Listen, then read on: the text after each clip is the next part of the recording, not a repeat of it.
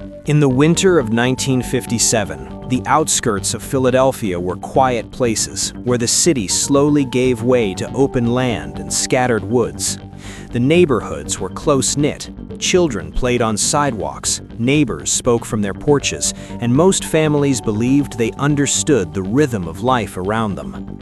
But beyond those neighborhoods were long stretches of undeveloped land where very few people passed by. One such place lay along Susquehanna Road in the Fox Chase section of the city. In late February, the ground there was cold and damp, the trees bare, and the air heavy with winter silence. It was the kind of place where almost nothing ever happened, until one day, something unimaginable was discovered.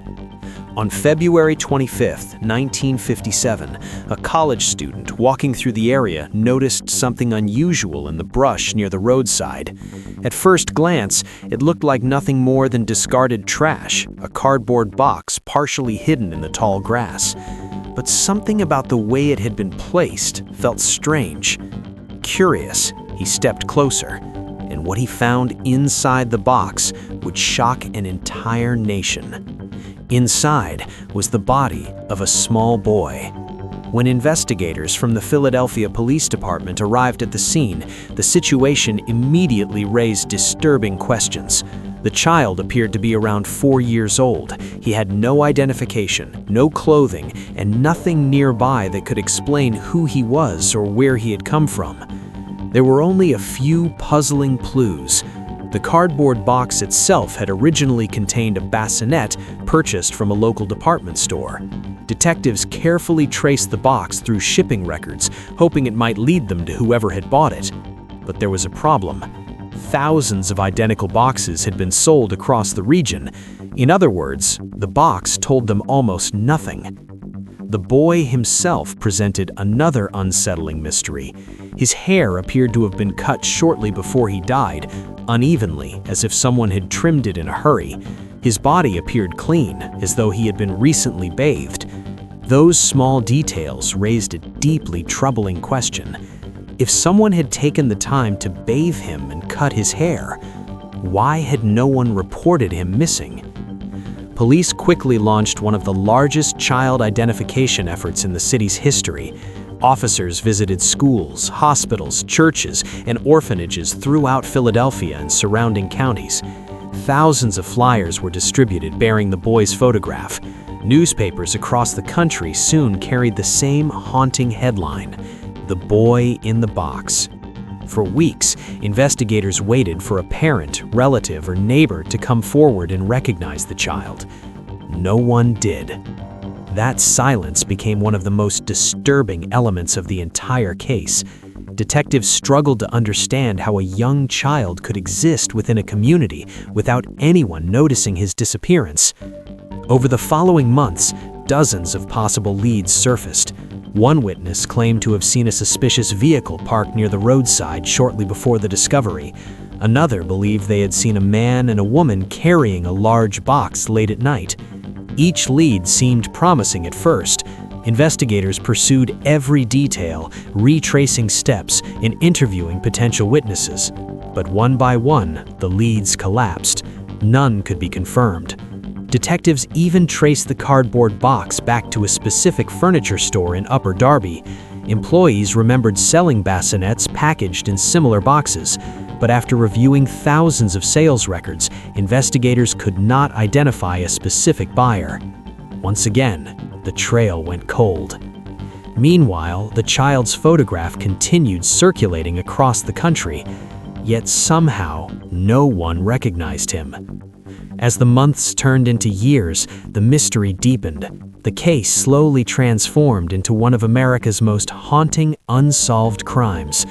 But one investigator refused to let the story fade into history. A man named Remington Bristow, an employee of the medical examiner's office, became deeply invested in solving the case. Long after the original investigation slowed, Bristow continued searching for answers.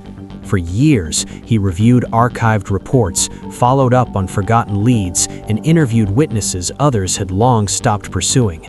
He believed the truth was still out there. At one point, a woman known only as Martha came forward with a deeply disturbing story. She claimed her abusive mother had once purchased a young boy and kept him hidden inside their home. According to Martha, the boy had eventually died after suffering severe abuse. Bristow carefully investigated her claims. The house Martha described was located not far from where the child had been discovered. Some of the details she provided appeared to match pieces of evidence from the case. For a moment, it seemed possible that the mystery might finally be solved. But investigators could not verify her account. There was no physical evidence tying her story to the unidentified child. Once again, the trail disappeared into uncertainty. Decades passed. Philadelphia changed. Entire generations of detectives retired. New crimes replaced old investigations. Yet the case of the boy in the box remained in police archives, a mystery waiting for an answer that seemed increasingly unlikely. Then, in the early 21st century, a powerful new tool began transforming the way investigators approached cold cases: DNA genealogy. Advances in forensic science made it possible to identify individuals through distant relatives whose genetic information appeared in public genealogy databases. This method had already helped investigators solve several historic cases, including the investigation that eventually identified serial killer Joseph James DeAngelo. By the late 2010s, detectives began wondering whether the same technology might finally solve the mystery of the unknown child. In 2019, preserved evidence from the case was carefully sent to a specialized forensic laboratory. Scientists were able to extract usable DNA and begin comparing it with genealogy databases. The process was slow and painstaking. Researchers studied partial DNA matches from distant relatives, individuals who might share only tiny fragments of genetic material with the unknown child. From those fragments, genealogists began building complex family trees. Month after month, investigators followed those genetic paths deeper into historical records.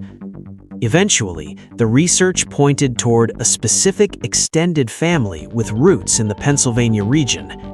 Investigators began quietly contacting living relatives. One by one, they asked them to provide DNA samples to confirm the connection. Each test brought them closer to the truth. Finally, after more than 65 years, the identity of the unknown child was confirmed. His name was Joseph Augustus Zarelli. For the first time since 1957, the boy, once known only as the boy in the box, finally had a name. The announcement was made public in December 2022 during a press conference held by the Philadelphia Police Department. For decades, investigators had searched for even the smallest clue that could reveal who the child was. Now, at last, they had their answer. But the discovery raised another troubling question. If Joseph had family members living nearby, why had no one ever reported him missing? As investigators dug deeper into historical records, they discovered that Joseph's life had been far more complicated than anyone had imagined in 1957. Evidence suggested that he had lived within a family environment that remained largely hidden from public records. Some relatives had never known about his existence.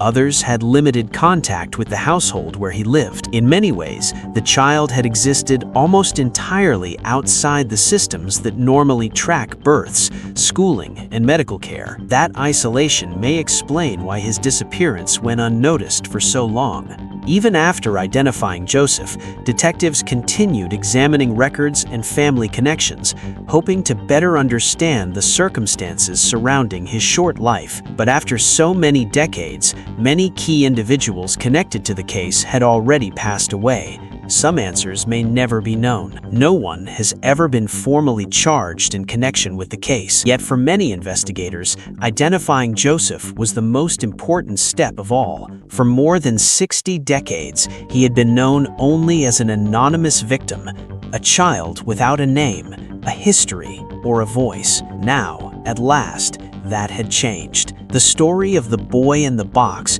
revealed something remarkable about the persistence of investigators and the power of modern science. Even mysteries that seem impossible to solve can eventually yield answers. And in the quiet field outside Philadelphia where the story first began in 1957, the unknown child who had once been known only as the boy in the box was no longer a mystery. After 65 years, the world finally knew his name: Joseph Augustus Zarelli.